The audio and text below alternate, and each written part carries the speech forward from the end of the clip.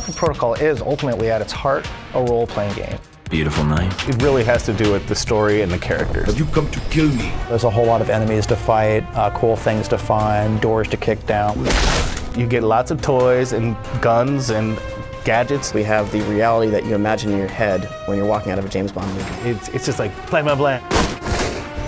Make people just go, holy shit, that was awesome. Everybody talks about story in games and that story is the most important thing, but I think we really hit it.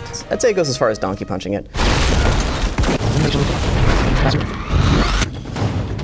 The most challenging part of developing Alpha Protocol has been figuring out exactly what we wanted to do with the game and how to focus it on a particular direction. You know, the spy genre is a very wide open one. Once we got that nailed down and figured out where we were going with it, it really came together really well, I think. My favorite thing about Alpha Protocol is actually the dialogue. I think what makes it amazing is seeing how what you're choosing affects other things down the line. What you do now, huh? Kill me? Let's not get your missiles back. A lot of the more interesting, tense moments in the game come when you don't really know what an enemy's motives are and what their agenda is. You can't stop us.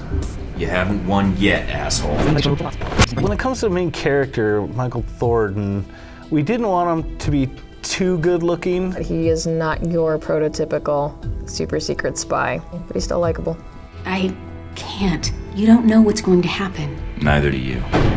My favorite secondary character in Alpha Protocol is definitely the German mercenary Z. I think we will be fast friends, darling. The voice acting for Z was really fantastic. This really great, deep, throaty, slow, milky kind of voice direction that might make some people tighten the jeans, I don't know. And I thought I might have to work harder. You would if I wasn't tied down. My favorite enemy would have to be Konstantin Brayko. You came for a fight, you got one, buddy. He's a Russian mob boss who is completely obsessed with American 1980s culture. He's got a knife. He's just dangerous. You just never know what he's going to do. My personal favorite gadget is the noisemaker. All it does is project a little burst of noise at a distant location. It'll cause enemies to respond as though they've heard the player over there, and they'll go and check it out.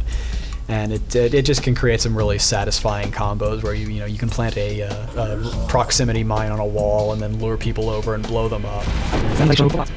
Yeah, the world feels very different just depending on location. You're traveling all over the world, and we wanted to make sure that when the players are going from different hub to hub, that they know exactly where they are.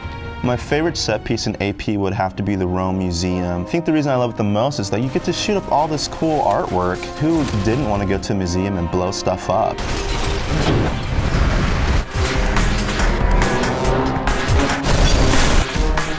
When people look at Alpha Protocol, they have a hard time understanding how it all fits together. I want to know what you're doing here. Who sent you? Until people play it and see how we've constructed everything and how all of these pieces of the puzzle fit together, they're not really going to get it. Who the heck are these guys? I think when they play it, they will get it, and then they're going to think, wow, this is great. Case of emergency.